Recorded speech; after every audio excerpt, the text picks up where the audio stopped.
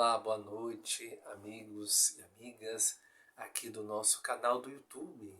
Salve Maria! Estamos todos juntos a partir de agora em mais um programa História da Igreja. E hoje nós vamos dar continuação a falar sobre o assunto a Reforma Protestante. Tá? Na semana passada eu comecei a abordar sobre esse assunto e hoje eu vou dar continuação, a segunda e última parte deste assunto. Tá? Mas antes, eu gostaria de convidá-los para que juntos possamos fazer a nossa oração inicial. Senhor, aqui estamos reunidos em Teu nome, desejosos de construir Teu reino. Que o Espírito Santo que enviaste aos nossos corações e mantém viva a Tua presença em nós, nos ensine o que devemos refletir e os passos que devemos dar, para que, fortalecidos com Tua graça, possamos realizar os Teus desígnios. Se Tu, ó Espírito Santo, o inspirador do nosso discernimento, ensina-nos a escutar os outros e a nos deixar iluminar por suas luzes, e fazes que sempre busquemos a verdade. Desejosos disto, estamos aqui reunidos em nome do Pai, do Filho e do Espírito Santo. Amém. Muito bem, meus irmãos, então hoje nós vamos dar continuação à segunda e última parte da Reforma Protestante, que esse ano de 2023 completou 506 anos, exatamente no dia 31 de outubro, Inclusive, dia 31 de outubro, é considerado também o dia das bruxas, o dia do Halloween e tal, Mas enfim, tá? Então vamos dar continuação a esse assunto. As teses de Lutero espalharam-se rapidamente pela Alemanha e o estrangeiro, chegando até Roma. A Santa Sé mandou o cardeal Caetano, bom teólogo da época, a Augsburgo para ouvir Lutero, exatamente no dia 14 de outubro de 1518. Não conseguiu, porém, demovê-lo de suas posições doutrinárias. O brado de revolta de Lutero encontrou ressonância fácil entre os príncipes da Alemanha, que tinham antigos ressentimentos contra a Santa Sé por questões políticas. Também a pequena nobreza apoiava Lutero, porque da revolução religiosa esperava uma revolução social, que lhe satisfazesse aos seus anseios. Entre os protetores de Lutero começou a destacar-se o príncipe Frederico o Sábio da Saxônia. Em 1519, deu-se em Leipzig a famosa disputação pública em que Lutero expôs mais claramente sua doutrina. Só é verdade religioso aquilo que se pode provar pela Sagrada Escritura, princípio básico do protestantismo, inclusive. Atacou outro assim o primado do Papa, os ânimos se acendiam cada vez mais mediante panfletos com caricaturas e até mesmo sátiras. Em 1520, o Papa Leão X publicou a bula Exsurgi, que condenava 41 sentenças de Lutero, ordenava a combustão dos seus escritos e ameaçava Lutero de excomunhão caso não se submetesse dentro de 60 dias. Em dezembro desse mesmo ano, o frade queimou a bula e um livro de direito eclesiástico em praça pública. Em resposta, o Papa excomungou formalmente Lutero exatamente em 3 de janeiro de 1521. Esse gesto do Papa exigia tomada de posição clara da parte dos seguidores do reformador. Lutero interpelava calorosamente os seus compatriotas alemães, principalmente mediante 3 obras que se tornaram clássicas.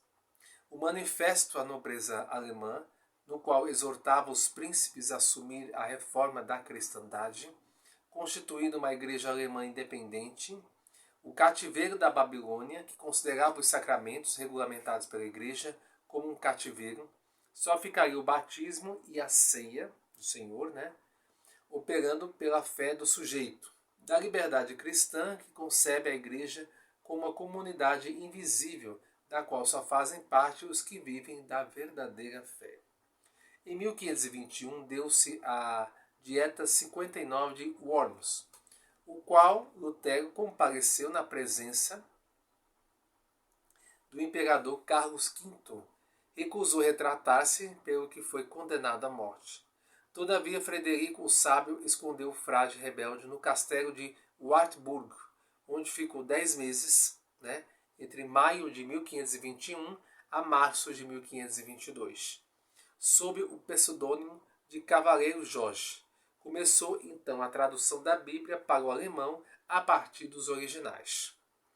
Obra de linguagem magistral, traço de união entre os partidários do reformador, só foi completada em 1534 no castelo de Wartburg, onde Lutero sofreu crises nervosas, assaques violentas que ele considerava como assaltos diabólicos. Enquanto Lutero se conservava oculto em Wartburg, a agitação crescia em Wittenberg.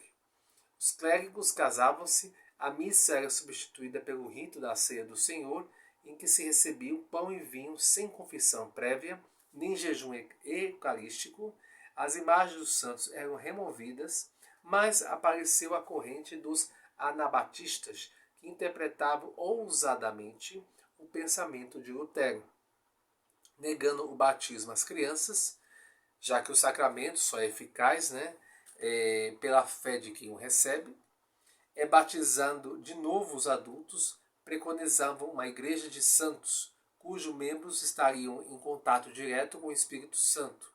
Posto a par da confusão, Lutero deixou seu esconderijo e voltou para Wittenberg, indo morar no seu antigo convento, já esvaziado de frades e doado por Frederico o Sábio a Lutero como residência. Ali o reformador, em 1525, casou-se com Catarina de Bora, monja cisterciense apóstata, e teve seus filhos. Lutero conseguiu, com o apoio do braço secular, restabelecer a ordem em Wittenberg, mas teve que enfrentar a revolta dos camponeses, no ano 1524, entre 1524 a 1525, que, esmagados por tributos, valiam-se da proclamação de liberdade feita por Lutero para reivindicar sua liberdade frente aos senhores civis e eclesiásticos.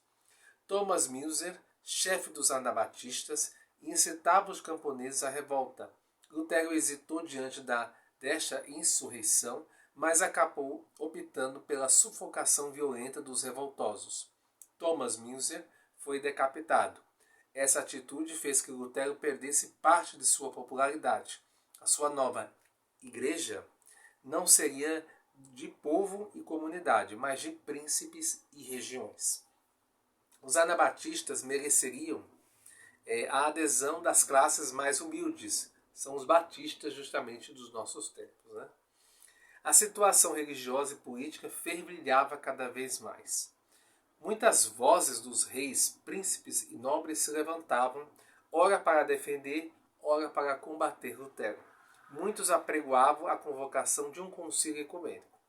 Em 1529, realizou-se uma dieta em Espira, na Alemanha. Determinou que não se fariam mudanças religiosas nos territórios do país, de modo que ficaria estabilizada a onda da reforma luterana, até se reunir um concílio ecumênico. Essa resolução favorecia de certo modo os católicos, pois os avanços do luteranismo eram contínuos. Em consequência, 6 príncipes e 14 cidades imperiais, no dia 19 de abril de 1529, protestaram contra a decisão. Esse gesto lhes valeu o nome de protestantes, em lugar da expressão viribonim, o crentes, que eles davam a si mesmos. Os últimos anos de vida de Lutero foram angustiosos para o reformador por diversos motivos. Os aborrecimentos e as decepções se somavam aos achaques corporais. Via que se alastravam a indisciplina e a procura de interesses particulares nos territórios reformados. Os príncipes dominavam as questões religiosas. Lutero depositava suas esperanças num próximo fim do mundo. Em 1543 escreveu ansioso: Vinde, Senhor Jesus, vinde, os males ultrapassaram a medida. É preciso que tudo estoure. Amém. Finalmente, o Lutero morreu exatamente no dia 18 de fevereiro de 1546, em sua cidade natal de Eisleben.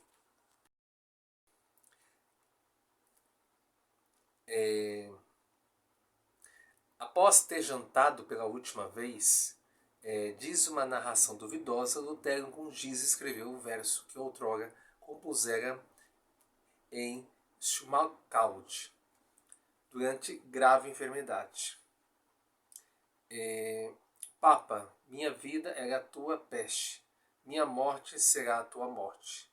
Em nossos dias, a animosidade que Lutero nutriu para com o papado e a igreja muito se atenuou. Tem-se realizado frutuosas conversações teológicas entre católicos e luteranos que mais e mais aproximando-se os irmãos entre si. Muito bem, uma avaliação da figura de Lutero, né? Martinho Lutero é certamente um dos personagens que mais influíram no curso da história moderna, não só da Igreja, mas do mundo. Canalizou ideias que vinham do fim da Idade Média. O ocamismo, que dava prioridade à vontade sobre o intelecto, originando um certo anti-intelectualismo.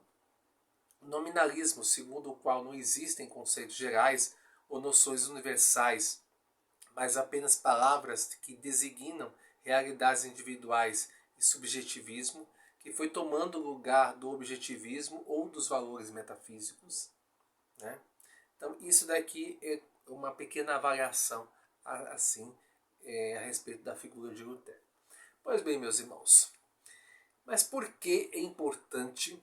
É importante, para nós católicos, sobretudo, é importante entender a Reforma Protestante, né, que esse ano, repito, completou 506 anos, né, da sua existência. É um fato histórico que marcou profundamente a Igreja Católica, porque até 1517 toda a Europa era praticamente uma cristandade. Quase não se falava propriamente em catolicismo, mas com a reforma de Lutero, 1/3 da Igreja se separou da Igreja Católica de Roma, né? Grande parte da Alemanha se tornou protestante e depois o protestantismo cresceu na Escandinávia, Suécia, Noruega, Dinamarca, na Inglaterra com o rei Henrique VIII, né? Uma parte da França, também na Suíça com Calvino, com Zwinglio, né? Entre outros reformadores protestantes que espalharam a reforma protestante em toda a Europa. Podemos dizer que foi uma verdadeira revolução religiosa do cristianismo rachando o mesmo, né? E do protestantismo surgiram muitas divisões, por isso é importante nós conhecermos estes fatos, né? Tá certo? Então isso aqui é uma coisa muito importante, né? Porque quando sempre fala história da igreja, sempre fala da questão da reforma protestante, se fala da questão da Inquisição, vai falar da Idade Média, né? Vai falar de pretensas mortes que tiveram, né? Aí a culpa apenas da igreja e tal. Enfim, então eu sempre digo o seguinte, é importante que o católico conheça a história da sua igreja. Muito importante, tá? E a reforma protestante, ela faz parte dessa história. Por isso que não é à toa que todas ou quase todas as semanas estamos aqui para justamente abordar os assuntos relacionados à história da nossa igreja. Tá certo? Tá bom? Muito bem, vamos ao nosso momento de pedido de oração. Bom, se você tem o seu pedido de oração aí, peça nesse momento, tá certo? Juntamente comigo aqui. A gente reza então por todas as almas do purgatório, em especial pelos meus pais, meu irmão, pela minha tia Maria Fernanda dos Santos e também por Dona Maria Belmiro Bento. Né? Pela recuperação da saúde de Dona Romana Maria Jesus, por Dona Sulema, por Dona Ana Lúcia, pelo Paulo Luiz, pelo Monsenhor Guilherme, pela Carla Cibele, pelo avô e a mãe do José Luiz, pela Adriana Araújo, pela Dona Judite Júlia, a Dona Luzinete, o João Lucas, o Júlio e a Benedita, que são os avós do Cleberson que precisa das nossas orações. Né? Por todos que estão desempregados, né? Em especial por Dona Ana Lúcia, pelo Paulo Nazário, por mim e pela Luciclécia, em especial pelo Cleberson e pelo fim da guerra no Oriente Médio, pelo Papa, pelos bispos do mundo inteiro, pela santificação do clero mundial, pelos diáconos, o Marinaldo Souza e também o diácono Carlos Foiane. Por todos os leigos, em especial pelos nossos amigos e amigas de qualidade, a Luciclécia e a Dona Vera Lúcia, tá? E rezemos também sempre pelo nosso apostolado de defesa católica. Rezemos também pela união de todos os cristãos, a única igreja do nosso Senhor Jesus Cristo, que é a Igreja Católica, que assim Deus possa atender a todos os nossos pedidos. Amém. Muito bem, convido os nossos irmãos a juntos agora possamos fazer as nossas orações finais, né? Na língua oficial da nossa Santa Igreja. Pater noster, qui es in celis, sanctificetur nomen tuum, adveniat regnum tuum, fiat voluntas tua, sicut in cielo et in terra.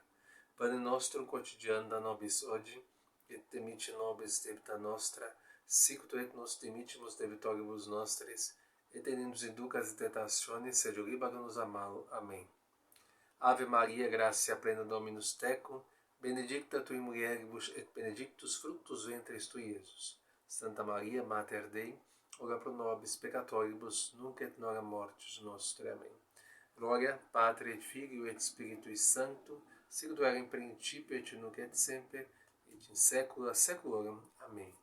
Muito bem, meus irmãos e irmãs, encerrando aqui mais um programa do nosso apostolado. Hoje foi o História da Igreja.